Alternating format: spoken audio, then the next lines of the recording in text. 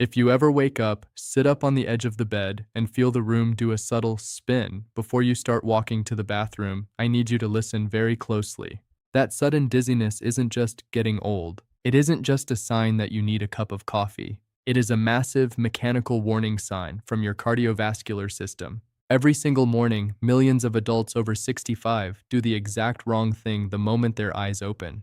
They treat getting out of bed like they did when they were 30, and in doing so, they trigger a biological lag that is the hidden cause behind thousands of devastating, life-altering falls. By the end of this video, I am going to show you a zero-cost, equipment-free, 3-minute morning protocol that safely bridges the gap between waking up and standing up. It will dramatically reduce your risk of unexplained morning dizziness, bathroom blackouts, and the kind of sudden falls that take away a person's independence overnight. I am Dr. Robert Harrison. For decades, I have treated seniors in both the clinic and the emergency room. And one of the most heartbreaking things I see is when an active, vibrant older adult suffers a catastrophic hip fracture or head injury, not from climbing a ladder, not from hiking a trail, but simply from getting out of bed to use the bathroom at 6 a.m. Before we get into the biology of exactly why this happens, I want to ask you a quick question. Have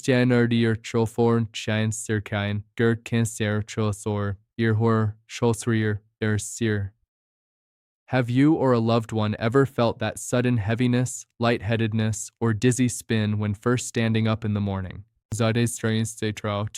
And so, let me know in the comments below. I want you to see how many other people are experiencing this, because you are absolutely not alone, and it is crucial to recognize just how common and dangerous this hidden morning trap really is. Let me tell you about a patient I recently cared for. Let's call him Arthur. Arthur is 72, a retired machinist from Dayton, Ohio. He is sharp, independent, and takes good care of himself. Like many men his age, he takes a standard beta blocker for his blood pressure and a daily medication for his prostate. One Tuesday morning, Arthur woke up early, needing to use the restroom. He threw off the covers, swung his legs over the side of the bed, stood up, and took exactly one step toward his door. The next thing Arthur remembered was waking up on the floor next to his nightstand. He had a deeply bruised hip and a painful gash above his left eye. He didn't trip over a rug. He didn't slip on a hardwood floor. His legs simply gave out from underneath him. When his daughter brought him into my office later that week, Arthur was terrified. He thought he had experienced a stroke or a sudden heart attack. He kept shaking his head, saying, "Doctor, I just got dizzy for a second. My vision went black at the edges, and then the lights went out." What Arthur experienced wasn't a stroke, and it certainly wasn't random clumsiness. It was a severe episode of orthostatic hypotension, a rapid, temporary drop in blood pressure when transitioning from lying down to standing up. But to understand why this happens so violently in the morning, especially after age 65, we have to look at the hidden mechanical lag occurring inside your aging cardiovascular system. Think of your body's blood pressure control like the internal shock absorbers and sensors in a car. When you lie flat in your bed for 7 or 8 hours, gravity isn't pulling your blood down into your legs. Your heart doesn't have to pump very hard to get blood to your brain because everything is on a flat, even plane. It is a low-demand, resting state. Furthermore, while you sleep, your kidneys continue to filter waste, and you lose fluid quietly through respiration and mild sweating. By morning, you are waking up with a naturally reduced overnight blood volume. You are mildly dehydrated, meaning there is simply less physical fluid circulating in your internal pipes. When your alarm goes off and you suddenly stand up, gravity instantly pulls a massive amount of your blood down into your legs and abdomen. To keep you conscious and upright, your body relies on tiny pressure sensors in your neck and chest called baroreceptors. In a 25-year-old, these sensors detect the drop in milliseconds. They instantly tell the blood vessels in the legs to constrict and the heart to beat a little faster, shooting oxygenated blood straight back up to the brain. The 25-year-old doesn't even notice it happens. But as we age, those baroreceptors get a little sluggish. Their reaction time slows down. The blood vessels themselves are stiffer and do not constrict as quickly or as tightly as they used to. So, when you transition from lying flat to standing up in a matter of 2 or 3 seconds, there is a mechanical lag. The blood drops to your legs, but the pump faster and constrict signal from your brain is delayed. For a few terrifying seconds, your brain is starved of oxygenated blood. That is the spin. That is the heavy feeling in your legs. That is why your vision narrows or goes dark. According to data from the CDC's STEADY initiative, which tracks elderly accidents and injuries, a massive percentage of devastating falls happen right there in the bedroom to bathroom transition during those first groggy minutes of the day. Your cardiovascular system is trying to catch up, but you are moving too fast for it. And this mechanical lag is made exponentially more dangerous by two hidden factors: the speed of your transition and the silent trap of morning medication troughs. In fact, the way you currently get out of bed might be turning a manageable biological lag into a critical blackout. The biggest mistake I see my patients make isn't that they are out of shape, and it isn't that their bodies are failing them. It's that they ignore this mechanical lag and let speed dictate their morning. Let me give you a perfect example. I once treated a woman named Eleanor, a 68-year-old from Mesa, Arizona. Eleanor knew she occasionally got a little dizzy in the mornings, so she usually took her time. But one morning, just as she was waking up, the landline phone in her hallway started ringing loudly. Thinking it might be an emergency with her grandchildren, Eleanor's adrenaline spiked. She threw off the blankets, leaped to her feet, and sprinted for the door. She made it exactly 3 steps before the room tilted violently. Her cardiovascular system, still in its low-volume resting state, simply could not pump blood to her brain fast enough to match her sudden, explosive movement. Eleanor fell hard against her doorframe and fractured her wrist. The irony? The phone call was just a wrong number. But the danger of transition speed is absolutely real. Your cardiovascular system doesn't care if the phone is ringing.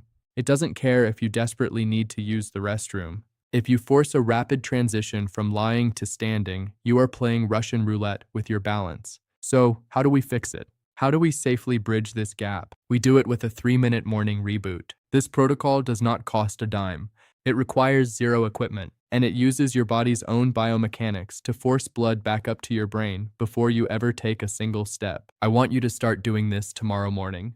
Here is exactly how it works. Step 1, the 60-second edge sit.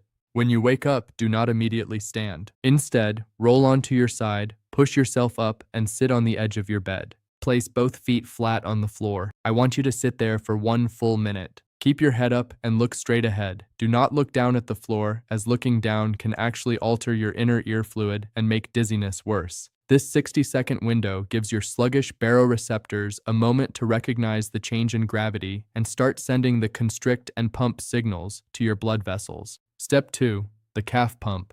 While you are sitting there on the edge of the bed, I want you to physically activate what we in medicine often call your body's second heart, bar, your calf muscles. Keep your heels on the ground and point your toes up toward the ceiling as hard as you can, then push your toes down into the floor and lift your heels up and down like you are pressing the gas pedal in a car. Do this 15 to 20 times. Why is this so important? The veins in your legs have one-way valves. When you squeeze your calf muscles by pumping your ankles, you physically crush those veins, forcing the pooled blood straight back up your legs, into your core, and up to your brain. You are doing the mechanical work that your heart hasn't fully caught up to yet. Step 3, the oxygen push. Finally, as you finish your calf pumps, take 3 deep, slow breaths. Inhale deeply through your nose for 4 seconds, filling your lungs completely, and exhale slowly through pursed lips for 6 seconds. This controlled breathing increases the oxygen saturation in your blood and stabilizes the autonomic nervous system, calming any panic or adrenaline. Once you have sat for a minute, pumped your calves 15 times, and taken 3 deep breaths, you can stand up. But even then, stand up slowly, keep one hand on the bed for a moment to ensure you feel stable, and then walk to the bathroom. 3 minutes. That is the entire reboot. But I have to warn you, even if you follow this 3-minute reboot perfectly, there is a hidden trap that can still pull the rug out from under you. And it's sitting right in your medicine cabinet. We need to talk about the morning medication trough. I want to introduce you to another patient of mine, Marcus. Marcus is 74, and despite doing everything right, moving slowly, drinking water, he was still getting incredibly dizzy every morning around 6:30 a.m. When I looked at his chart, the culprit was glaringly obvious. Marcus had mild high blood pressure, for which he took a calcium channel blocker like amlodipine. He also had an enlarged prostate, for which he took an alpha blocker, similar to Flomax. Here is what most people don't understand about medications. They have a peak and a trough. They follow the science of chronopharmacology, meaning when you take them changes how they act in your body. Marcus was taking both of these medications right before he went to bed. Both of these specific drug classes work by relaxing and widening blood vessels. So, by the time 6 a.m. rolled around, Marcus had a naturally reduced overnight blood volume, sluggish morning baroreceptors, and 2 powerful medications simultaneously forcing his blood vessels to stay wide open and relaxed. When he stood up, his blood vessels couldn't constrict even if his brain told them to. The medication was blocking the signal. He was experiencing a massive, chemically induced orthostatic drop. We didn't take Marcus off his medications. He needed them. Instead, with the help of his pharmacist, we simply shifted the timing. He started taking his blood pressure medication in the morning and his prostate medication at night. By separating the doses by 12 hours, the morning dizziness completely vanished. Now, hear me clearly on this. You must never, ever change the timing or dosage of your medications on your own. Doing so can be incredibly dangerous, but you must be an advocate for your own physiology. If you are experiencing morning dizziness, I want you to bring this exact question to your pharmacist or your doctor. Are any of my medications, or the combination of them, peaking or troughing in a way that causes morning orthostatic hypotension? Pharmacists are absolute experts in this. Sometimes, a simple 12-hour shift in when you swallow a pill can be the difference between walking confidently to the kitchen or waking up on the bathroom floor. But there is one more vital clinical step you need to take to fully protect yourself, and it requires asking your doctor for one very specific, simple test at your next appointment. The test I want you to ask for is called an orthostatic blood pressure test, and it is one of the most overlooked diagnostics in modern medicine. Here is why it gets missed. When you go in for a standard checkup, the medical assistant brings you into the room, sits you down on the exam table, and wraps the cuff around your arm. You are awake, you are sitting upright, and your body has had plenty of time to adjust to gravity.